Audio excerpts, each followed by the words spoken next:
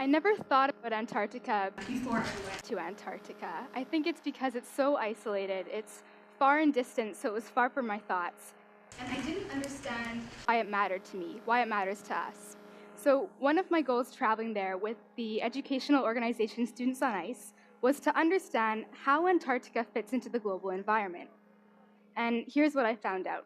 Basically, wind systems move water in a global conveyor belt, and in Antarctica, in the Southern Ocean, when deep, dense, nutrient-rich water at the bottom of the ocean encounters land, it's pushed upwards to the shore in what's called an upwelling, and these upwellings fuel life in the area.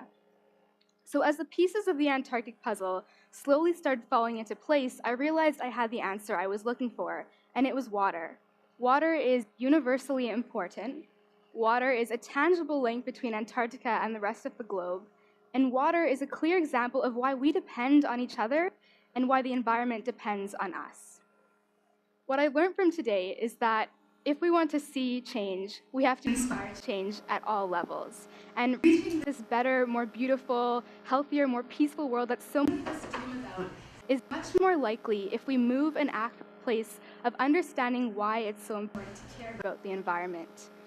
And it's one thing to lead sustainable lives, but I believe that our motivation for doing so has to be sustainable as well, because the flip side to that is being motivated by fear or greed or being forced against our will, and those aren't sustainable. So a key component of that is seeing ourselves as part of the web and cycles of nature, not exempt from it and not outside of it. This idea of interdependence with the planet and everything on it isn't new. It was just lost. This attitude is one of the traits that has allowed indigenous cultures to live off the land for thousands of years without encountering the same scarcity of resources that we are battling now. One night in Antarctica, we stood on deck watching two humpback whales reach in and out of the water, baleen stretching across their massive jaws, scooping tons and tons of krill into their mouths in the primal ballet that is a humpback whale feeding frenzy. And then the next day, we went to a place called Whalers Bay, which was the hub of the whaling industry at its height in the last century. And walking around the machinery that was once used to crush whales and store their oil was the polar opposite of what we had witnessed the night before. And two of my friends from Northern Canada, Pam and Becky, they took each other's arms and began throat singing there on the island. And in the back of my head, I was thinking of how Arctic communities like theirs depend on hunting whale for life and for nourishment. But to the whalers who had once occupied the station, they were purely commodities. There is a stark contrast between treating our resources as commodities that exist to be used and treating them as the substances that give us life and nourishment. And sustaining an abundance of our resources depends on our relationship with the planet. One of the things that I can guess unites us today is that we love nature. It makes us feel alive and excited. It fulfills us somehow. This is Danko Island in Antarctica. Our expedition's main motivation for making the 20-minute trek up there was the 2-minute slide down on our bellies head first. But while we were there on the summit, we spread out and just sat in silence for a little while. And I trekked through some untouched snow to the edge of the summit so that all my expedition team was behind me where I couldn't see them, and Antarctica was in front of me, as though I was alone with an untouched and pristine continent. And I couldn't see any of the harshness that we often do to the Antarctic, just miles and miles of glittering water and mountains that were so bright I couldn't tell where they ended and the sky begun. I felt like a very tiny particle in a vast and beautiful universe. Interesting side note, psychologists actually have a term for this feeling of being surrounded by something limitless, and they call it an oceanic feeling, which I thought was fitting for today's event.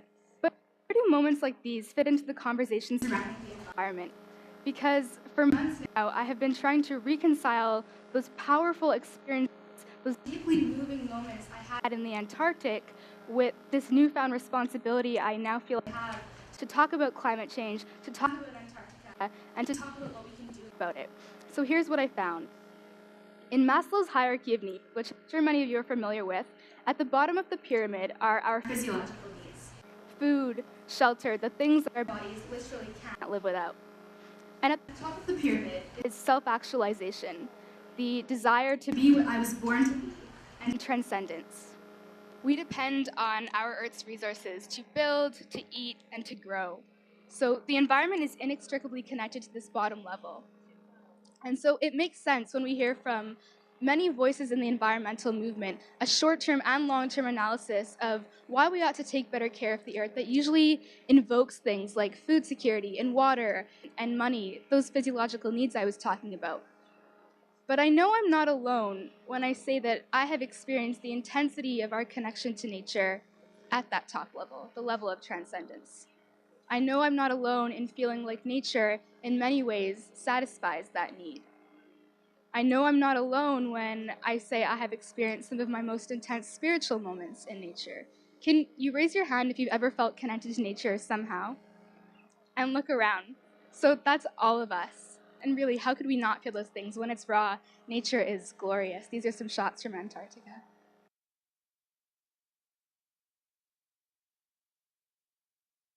So here's my question. Why don't we talk about the environment at a level that speaks to our deepest needs, not just our most fundamental ones? What force pulls you to your feet in the morning to try and influence the way others interact with the environment? Because when I ask myself this question, the answer is not words. It is a wordless impression of the powerful connection to nature that I have experienced.